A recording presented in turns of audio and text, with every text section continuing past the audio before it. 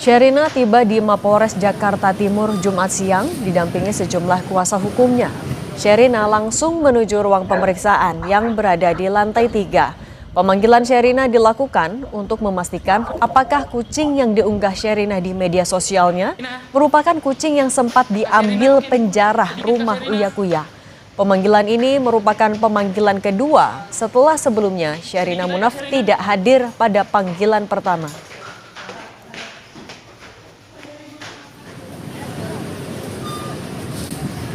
Masih berlangsung ya Pak? Masih berlangsung ya, oke. Berapa orang Pak selain Sherina diperiksa Pak? Saya mau kegiatan Pak, ada rapat koordinasi dulu. Yang juga jadi sorotan saudara, setelah polisi menangkap 15 tersangka kasus pembunuhan kepala cabang bank, fakta baru terungkap, yakni dugaan keterlibatan oknum TNI.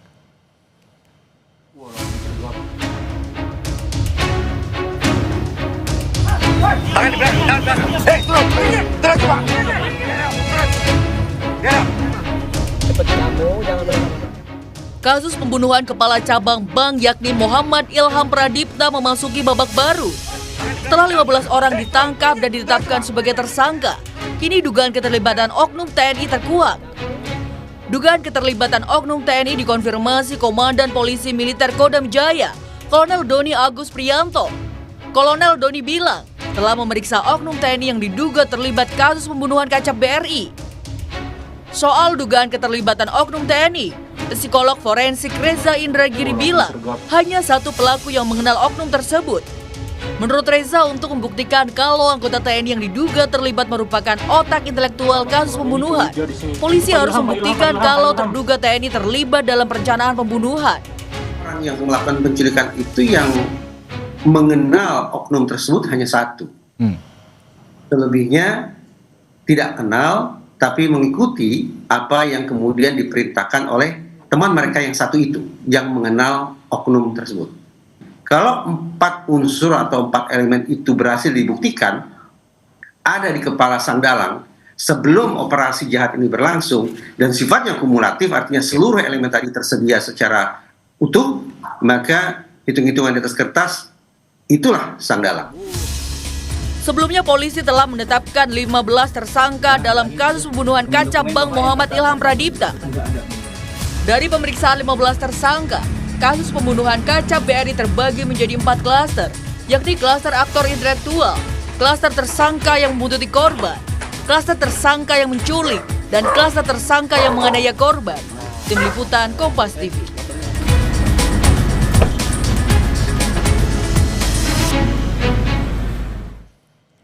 Oknum TNI diduga terlibat dalam kasus pembunuhan kepala cabang bank.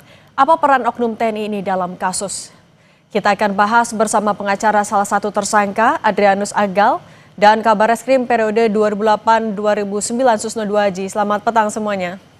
Selamat petang, Mbak. Selamat petang para pemirsa, Pak Adrianus. Saya ke Bang Adrianus dulu ya. Bang Adrianus, klien Anda menyebutkan apa, menjabarkan sejauh mana keterlibatan dugaan oknum TNI kepada Anda? Oke, baik. Terima kasih. Pada kesempatan yang baik pada sore hari ini, ingin saya sampaikan bahwa terkait bagaimana Eras dan kawan-kawan menerima pekerjaan dari oknum EF ini, yang pertama mereka itu pertemuannya itu tanggal 18 di salah satu kantin di daerah Jakarta Timur, kalau tidak salah kantin di daerah Cijantung lah.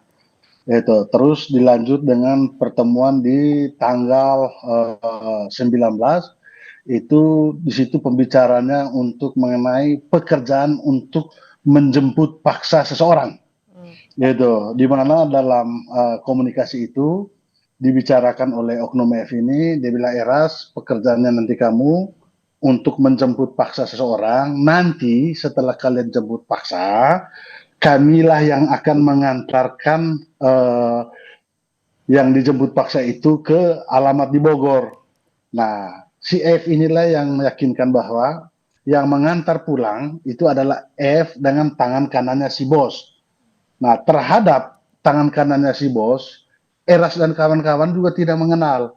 Mereka hanya menerima pekerjaan ini dari F.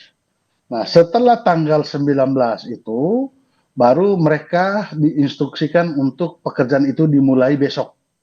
Keesokan harinya itu tuh tanggal 20 ya, gitu.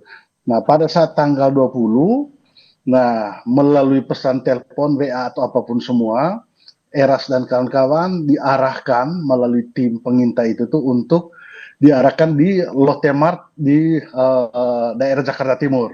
Hmm. Nah, itu sudah waktu siang. Dari waktu siang itu mereka menunggu di dalam mobil itu tuh atas arahan dan perintah dari F itu untuk menunggu stay di mobil itu kurang lebih 3 atau 4 jam. Oke, Bang Nah, Adrianus, sekitar tapi tahu dari mana kalau yang menyuruh itu adalah oknum TNI? Pakai seragam kah atau ada atribusi lain yang bisa mengarah ke sana? Nah begini, perkembangan waktu sekarang ini kan baru kita berbicara ada yang namanya oknum TNI. Tapi yang sebenarnya bahwa sebelumnya tersangka adik kami Eras sudah mengenal karena beberapa kali main di tempat kerja di Eras begitu. Nah, tapi pada saat waktu pekerja seperti itu tidak ada bilang pakai baju seragam atau apapun semua, tapi mereka mengetahui bahwa mereka ini oknum lah. Itu Oke. artinya biar lebih nyaman kita berbicara oknum di sini ya. Oke, TNI Itu mana Bang Adrianus? Matra. saya tidak bisa menyebutkan seperti itu. Saya hanya mau mengungkapkan nanti di fakta persidangan, Oke. karena saya juga sedang mengajukan justice kolaborator juga terhadap Oke. perkara ini. Oke, nanti kita bahas ke sana, tapi saya mau ke Pak Susno dulu. Pak Susno, ini kan sudah bergulir, sudah 15 tersangka juga yang ditangkap, tapi kasusnya kayaknya belum terbuka terang benderang semuanya. Apa yang membuat polisi hati-hati? Apakah dugaan keterlibatan oknum TNI juga yang bikin hati-hati?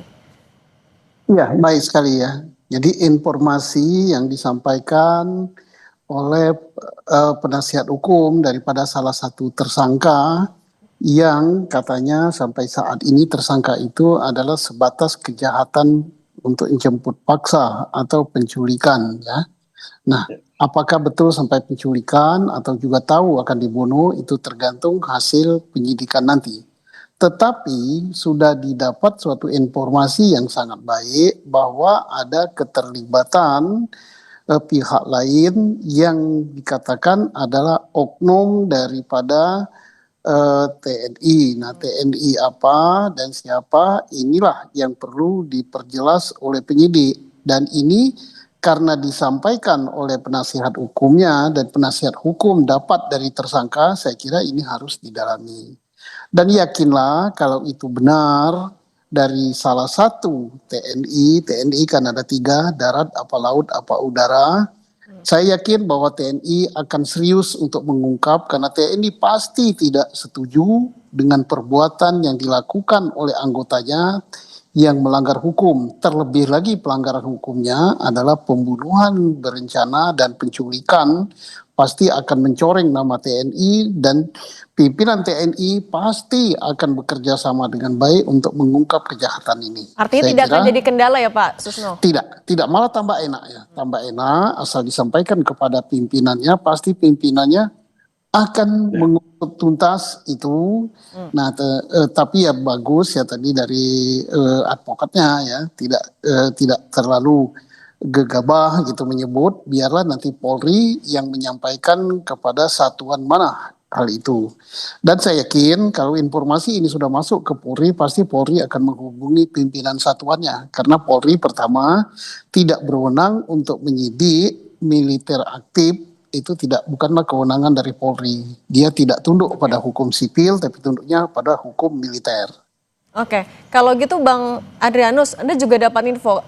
Oke, mereka saling kenal, klien Anda dan juga dugaan oknum ini. Tapi apa alasannya bisa sampai menyuruh klien Anda? Hubungannya seperti apa? Motifnya apa? Dan adakah janji ekonomi misalnya setelah itu? Oke, baik. Begini, yang harus kami katakan juga bahwa antara Eras dengan oknum F ini, mereka sudah kenal kurang lebih berapa bulan lah sebelumnya. Itu. Dan memang untuk tersangka Eras, dia adalah sebagai pekerja keamanan lepas dan sebagai penagih utang. Nah, Eras ini menurut saya sebagai abang-abangnya punya kepribadian yang bagus, attitude-nya sangat bagus. Itu. Namun di dalam khususnya perkara ini pada saat kami mendampingi di Polda Metro Jaya, dan kami sudah nyatakan di dalam BAP itu bahwa memang terkait bayaran yang diberikan ke Eras dan kawan-kawan itu pada saat mereka telah melakukan jemput paksa itu, kalau tidak salah itu 45 juta rupiah. Itu yang sebelumnya dijanjikan lebih tapi ternyata dipotong oleh oknum F ini. Itu untuk satu orang atau dibagi 4, Bang Adrianus? Enggak, itu dibagi 5 orang, dibagi 5 orang. Karena ini pekerjaan ini kan si oknum F ini kan bilang, Eras, ini ada kerjaan, kalian itu hanya menjemput saja dan kamu menyerahkan dia ke suatu tempat. Seperti itu. Nah, di mana dalam proses waktu penjemputan jam 4 sore itu di Lotte Mart, di situ dimintakan untuk oknum F ini melalui telepon di dalam mobil agar diserahkan di daerah Fatmawati. Itu nanti setelah di Fatmawati baru yang akan mengantar pulang korban itu adalah F dengan tangan kanan bos. Oke, Bang Adrianus, Itu. tapi sempat disampaikan nggak apa alasan klien Anda harus menjemput paksa seorang kacap bank itu? Ada alasannya nggak? Mereka hanya diberi perintah, diberi tugas itu untuk mereka tidak tahu si korban ini kerjanya apa. Itu. Kan mereka tidak tahu kerjanya apa, hanya untuk jemput paksa. Nanti setelah mereka jemput paksa, yang akan mengantar pulang adalah F dan tangan kanan bos. Seperti itu. Nah, setelah mereka mengantar, diarahkan untuk ke Fatmawati, ternyata dalam perjalanan untuk disuruh lagi bukan ke Fatmawati, malah ke Priuk. Seperti itu. Nah, Eras keberatan terhadap itu. Ya udah, karena kami udah di jalan, mendingan di tengah aja kami serahkan korban ini. Nah, diserahkanlah di landasan Pacu Kemayoran di situ. Oke, artinya sudah sampai penjemputan saja ya Bang Adrianus. Kalau gitu ke Pasusno, tapi dengan kasusnya sudah bergulir, ada dugaan keterlibatan oknum, dibilang terorganisir karena ada ahli juga. Nah, ini gimana caranya agar kasusnya bisa dilakukan secara cepat, transparan? Apakah perlu juga dugaan oknum terduga ini dipanggil juga oleh polisi? Ya, kalau dipanggil jelas ya.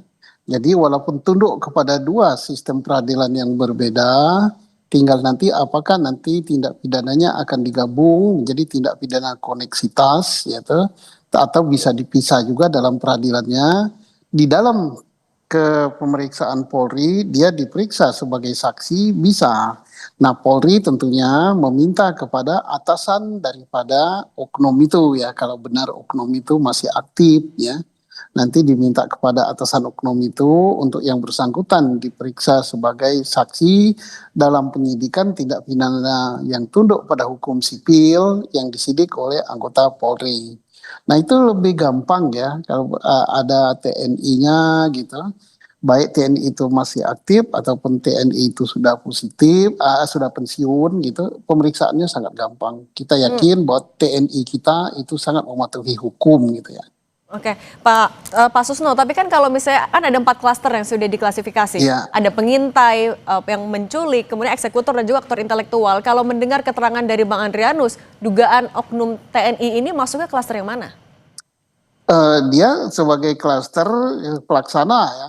Karena yang punya gagasan untuk melakukan penculikan dan pembunuhan itu adalah bos ya.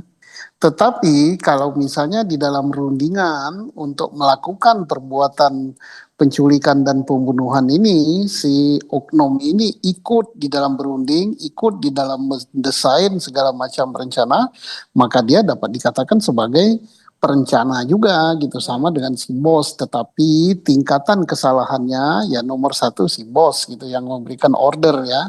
Nomor 2 yang lain, dan nomor 3 keberatan si oknum ini cukup berat juga dalam tindak pidana pembunuhan berencana gitu. Oke, itu nanti tergantung juga dari penyidikan. Nah, kalau Bang Adrianus, Anda kan mengajukan justice kolaborator juga akan mengungkap salah satunya soal dugaan keterlibatan oknum TNI ini. Anda meyakini itu akan dikabulkan? Anda nggak ada kekhawatiran?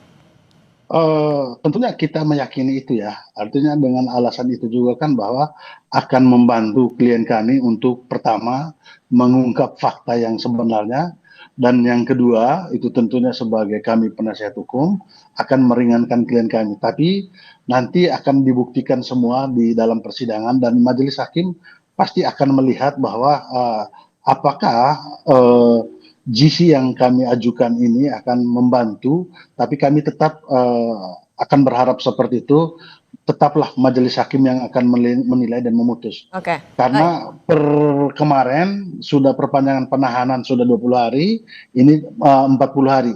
Saya berharap ini segera diproses persidangan. Oke, Seperti nanti kita akan pantau juga perkembangan bagaimana Bang Adrianus Agal dan Pak Susno Duaji. Terima kasih sudah berbagi bersama kami. Sehat selalu semuanya. Baik, terima kasih. Selamat sore. Kami akan kembali usai jeda dengan informasi Menteri Koordinator Bidang Hukum, HAM, Imigrasi dan Pemasyarakatan Yusril Iza Mahendra menyarankan TNI berdialog dengan CEO Malaka Project Ferry Irwandi daripada membawa kasus ini ke ranah pidana.